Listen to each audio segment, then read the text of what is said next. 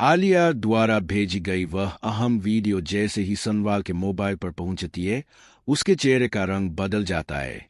आंखों में चमक लौट आती है, जैसे अंधेरे में अचानक रोशनी फैल गई हो। बिना एक पल गवाए वह सीधा अदालत की ओर दौड़ पड़ता है। कोर्ट रूम में सन्नाटा पसरा हुआ है। जज साहब गंभीर मुद्रा में वीडियो देखते हैं। हर फ्रेम के साथ सच्चाई पर से पर्दा हटता जाता है। दाऊद उर्फ मूसा की चालाकी, उसकी साजिशें, उसकी अयूठी गवाही, सब कुछ साफ हो जाता है। वीडियो खत्म होते ही जज साहब अपनी कुर्सी से थोड़ा आगे झुकते हैं और ठोस आवाज में कहते हैं, अदालत असलम साहब की जमानत तुरंत मंजूर करती है। यह सुनते ही कोर्ट रूम में जैसे जान लौट आती है। जकिया की आंखों से आंसू छलक पड़ते हैं। बाहर जेल के गेट खुलते हैं और वर्षों की पीड़ा के बाद असलम साहब आजाद हवा में सांस लेते हैं। घर पहुंचते ही खुशी का माहौल छा जाता है। रिकिया अपने आंसू रोक नहीं पाती। वह दौड़कर असलम साहब से लिपट जाती है। उस पल में सारे गिले शिकवे, सारी तकलीफें बह जाती है।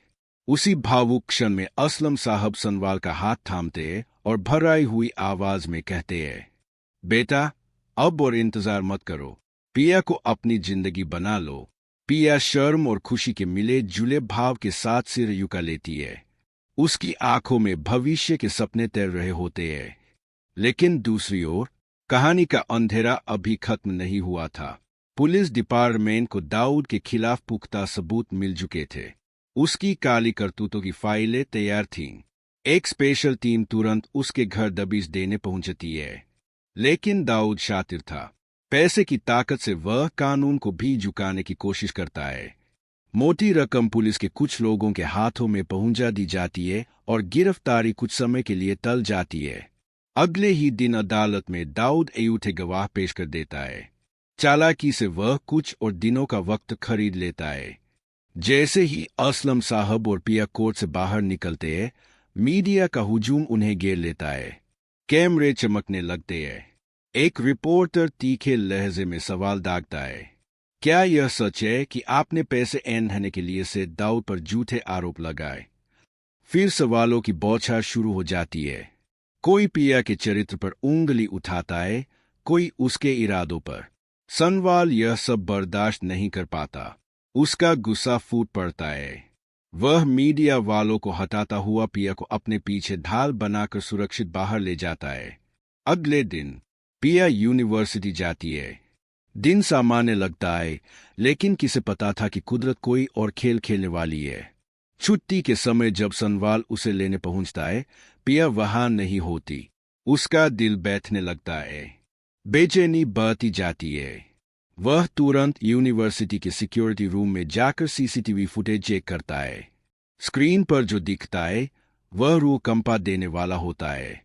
एक काली गाड़ी, कुछ नकाबपोश गुंडे और पिया को जबरदस्ती अंदर घसीटा जा रहा है। सनवाल का खून खौल उठता है। वह तुरंत टीपू को फोन करता है, अभी के अभी पिया की लोकेशन ट्रेस करो।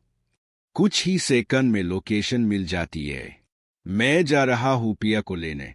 तुम असलम साहब और पुलिस को लेकर सीधे वहीं पहुंचो। जीप सड़क पर आग की तरह दौड़ने लगती है। रास्ते में आलियार मिल जाता है। सनवाल गाड़ी रोककर उसे सच्चाई बताता है, तुम्हारे अब्बू ने पिया को किडनैप किया है। आलियार को यकीन नहीं होता।